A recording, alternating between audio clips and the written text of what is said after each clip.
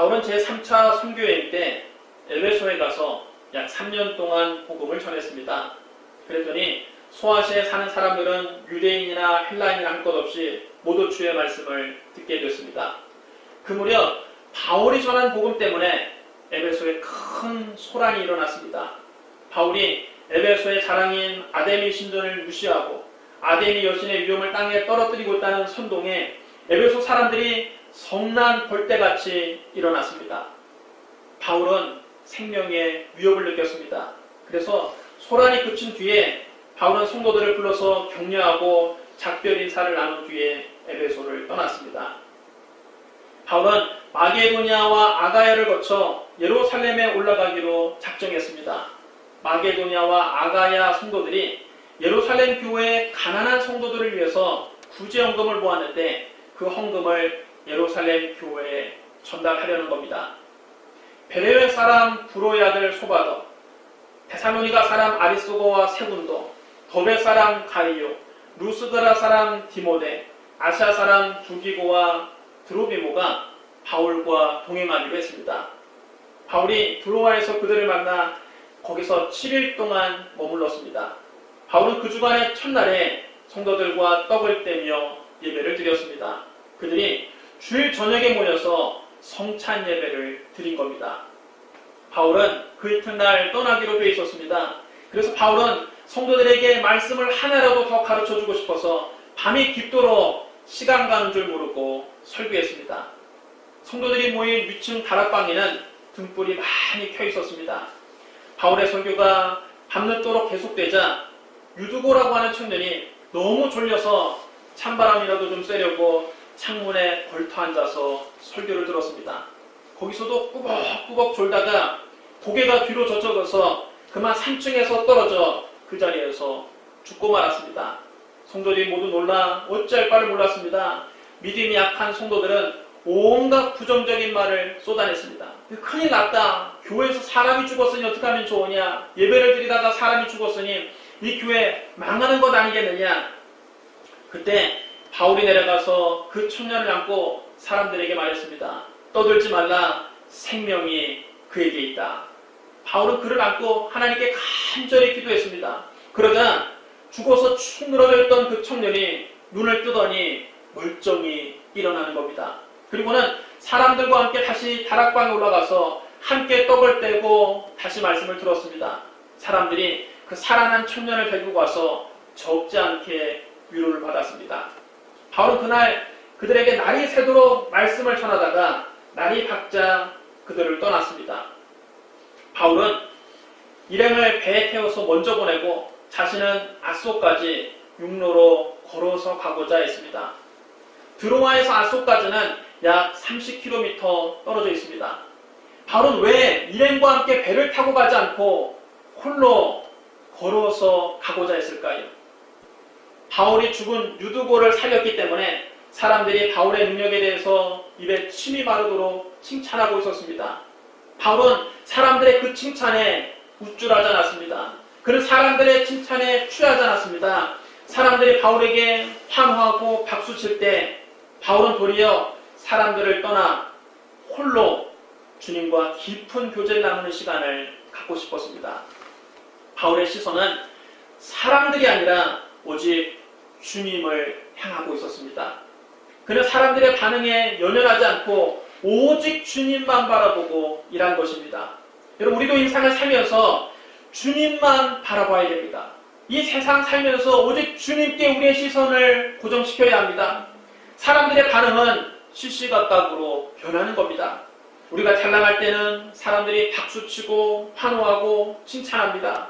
그러나 우리가 조금만 실수하면 사람들은 금방 등을 돌리고 싸늘한 반응을 보이고 악플을 달고 비난합니다. 우리가 사람들을 바라보면 사람들의 반응에 일희일비할 수밖에 없습니다. 인기에 연연하면 인생이 힘들 수밖에 없습니다. 그래서 대중의 인기를 먹고 사는 연예인들이 우울증에 많이 걸리고 심하면 자살하기도 하는 것입니다. 그러나 주님만 바라보는 사람은 사람들의 반응에 일희일비하지 않습니다. 주님만 바라보는 사람은 이름이 알려지고 인기가 올라가도 겸손하게 주님 앞에 또 엎드립니다. 주님만 바라보는 사람은 인기가 땅에 떨어지고 사람들에게 버림을 받고 심지어는 박해를 받아도 주님께 기도하면서 그 고난을 이겨냅니다. 왜냐하면 온 세상 날 버려도 주 예수님은 버리지 않으시기 때문입니다. 주님은 끝까지 나를 돌보십니다. 주님은 약속하셨습니다. 볼지어다 내가 세상 끝날까지 너희와 항상 함께 있으리라. 그래서 바울은 사람들의 칭찬을 뒤로하고 홀로 걸어가면서 오직 주님께 더 가까이 나아가고자 했던 것입니다. 바울에게는 사람들에게 칭찬을 받는 것보다 홀로 주님과 교제하는 시간이 더 귀했던 것입니다. 베드로도 마찬가지입니다. 한 번은 베드로가 루다에 사는 성도들을 찾아갔습니다. 거기서 베드로는 8년 동안이나 중풍병으로 자리에 누워있는 에니아라는 사람을 만났습니다. 베드로가 그에게 말했습니다. 에니아야, 예수 그리스도께서 너를 낫게 하시니 일어나 네 자리를 정돈하라. 그러자 그가 자리를 털고 일어났습니다. 루다와 사론에 사는 사람들이 에니아에게 일어난 일을 보고 모두 주님께 돌아왔습니다. 한편 요바에는 다비다라고 하는 여제자가 있었습니다. 이 여자는 선행과 구제 사업을 많이 하고 있었습니다. 그런데 그 무렵 다비다가 그만 병이 들어서 갑자기 죽고 말았습니다. 사람들이 그의 시신을 잘 씻어서 다락방에 두었습니다. 루다는 요바에서 아주 가까운 곳입니다. 성도들이 베드로가 루다에 와 있다는 말을 듣고 두 사람을 그에게 보내서 지체하지 말고 와달라고 간청했습니다. 베드로가 요바에 도착하자 사람들이 그를 다락방으로 안내했습니다. 과부들은 모두 베드로 주변을 둘러서서 슬피 울었습니다. 그들은 다비다가 살아있을 때 자기들에게 만들어준 속옷과 겉옷을 보여주며 이렇게 말했습니다. 베드로 사도님, 세상에 이렇게 안타까운 일이 어디 있습니까? 다비다는 우리같이 늙은 과부들을 위해서 이렇게 철마다 옷을 만들어준 아주 착한 여자입니다. 근데 하나님도 무심하시지 이렇게 착한 사람을 왜 이렇게 일찍 데려가십니까? 이렇게 안타까운 죽음이 어디 있습니까? 그때 베드로는 사람들을 모두 내보내고 무릎을 꿇고 주님께 기도했습니다. 그리고 나서 다비다의 시신을 향해 몸을 돌려 명령했습니다. 다비다야, 일어나라. 그러자 다비다가 눈을 떠서 베드로를 보고 일어나 앉았습니다. 베드로는 손을 내밀어 그를 일으키고 성도들과 과부들을 불러서 그가 살아난 것을 보여주었습니다. 그 소문이 온 요바에 퍼져서 많은 사람들이 주님을 믿게 됐습니다. 베드로는 요바에서 여러 날 지내는 동안 무두장이 시몬의 집에 머물렀습니다. 무두장이는 짐승의 날가죽에서 털과 기름을 뽑아 가죽을 부드럽게 만드는 일을 하는 사람을 말합니다. 오늘날로 말하면 피어겁자라고 할 수 있을 것입니다. 무두장이는 짐승의 사체를 다루는 사람이기 때문에 당시 유대 사회에서는 천시받는 사람이었습니다. 사람들이 가까이 하지 않는 사람이었습니다. 그래서 무두장의 시몬의 집은 마을에서 멀리 떨어진 해변가에 있었습니다. 베드로는 일부러 사람들을 피해서 해변가의 외딴 집을 찾아가 거기에 머물렀던 것입니다. 인적이 드문 무두장의 시몬의 집에서 베드로는 뭘 했을까요? 사도행전 10장 9절에는 이렇게 기록되어 있습니다. 베드로가 기도하려고 지붕에 올라가니 그 시각은 제 6시더라. 베드로는 해변가의 외딴집 골방에 들어가 홀로 하나님께 기도한 것입니다. 베드로가 중풍병으로 8년이나 누워있던 에냐를 일으키고 죽은 다비다를 살렸다는 소문이 온 요바에 퍼져서 많은 사람들이 베드로 얼굴을 한번 보려고 몰려올 때에 베드로는 오히려 그 사람들을 피해서 외딴 집 골방에 들어가 주님과 은밀한 교제의 시간을 가졌던 것입니다. 베드로에게도 사람들에게 칭찬받는 것보다 홀로 주님과 교제하는 시간이 더 귀했던 것입니다. 베드로와 바울은 예수님의 삶을 그대로 보고 배웠습니다. 예수님께서 먼저 그들에게 본을 보이셨습니다. 어느 날 한 나병 환자가 허다한 무리와 함께 있는 예수님 앞에 뛰어나왔습니다. 예수님 당시의 나병 환자는 마을 안에 들어오지 못하고 마을 밖에 격리된 채 혼자 살아야만 합니다. 만일 나병 환자가 길을 걷다가 성한 사람을 만나면 멀리서부터 윗입술을 가리고 나는 부정하다를 외쳐서 성한 사람이 자기 곁에 가까이 오지 못하도록 해야 합니다. 만약 그렇지 않고 나병 환자가 건강한 사람들 무리 속에 들어오면 돌에 맞아 죽습니다. 그는 평생 나병 환자를 이렇게 비참하게 사느니 차라리 돌에 맞아 죽더라도 예수님을 만나보겠다는 비장한 각오로 허다한 무리 가운데 있는 예수님께 뛰어나온 것입니다. 그를 보는 순간 사람들은 소스라치게 놀라며 뒷걸음질을 치고 그를 꾸짖었습니다. 저리 가지 못하겠느냐? 아니 뭐 이런 놈이 다 있느냐? 나병 환자가 지금 사람들 사이에 끼어오다니. 군중들은 돌멩이를 하나씩 들고 그에게 던지려고 했습니다. 그때 그는 예수님 앞에 꿇어 엎드려 애절한 눈으로 예수님을 바라보았습니다. 그의 눈썹은 다 빠지고 눈은 일그러지고 코는 벌써 무너졌고 귀는 하나가 떨어져 없어졌고 손가락은 마디마디 다 떨어져 나가고 없었습니다. 그의 몸은 썩어가고 있었습니다. 그는 애절한 눈으로 예수님께 간청했습니다. 주여, 원하시면 나를 깨끗하게 하실 수 있나이다. 예수님이 그를 불쌍히 여기시고 그에게 가까이 다가가 고름이 질퍽질퍽거리는 그의 머리에 손을 얹으시며 말씀하셨습니다. 내가 원하노니 깨끗함을 받으라. 그 즉시 나병이 그에게서 떠나가고 그는 깨끗해졌습니다. 주님은 그를 보내시며 이렇게 경고하십니다. 아무에게도 이르지 말고 가서 제사장에게 네 몸을 보이고 또 네가 깨끗하게 병을 인하여 모세가 명령한 대로 예물을 드려 그들에게 입증하라. 예수님은 기적을 행하시고 난 다음 항상 아무에게도 알리지 말라고 말씀하셨습니다. 여러분, 이 점이 참으로 독특합니다. 보통 사람 같으면 이런 엄청난 기적을 행하고 나서 자기를 홍보하려고 대대적으로 알릴 것입니다. 그러나 예수님은 기적을 행하신 다음 꼭 당신을 숨기셨습니다. 예수님은 유명세를 타기 위해서 병자를 고친 것이 아니기 때문입니다. 예수님은 병들어 고통당하는 사람들을 불쌍히 여기는 마음으로 그들을 치유해 주신 것이지 그들을 치유해 주고 난 다음 유명해지기 위해서 기적을 행하신 것이 결코 아니십니다. 예수님께서는 나병에서 깨끗함을 받은 사람에게 아무에게도 이러지 말라고 말씀하셨는데 오히려 그는 가는 곳마다 자기에게 일어난 일을 널리 전했습니다. 만나는 사람마다 붙잡고 예수님을 전도했습니다. 기적을 체험한 사람은 절대로 가만히 앉아있지 못합니다. 은혜를 체험한 사람은 자기가 받은 은혜를 다른 사람에게 자랑하지 않고는 견딜 수가 없는 것입니다.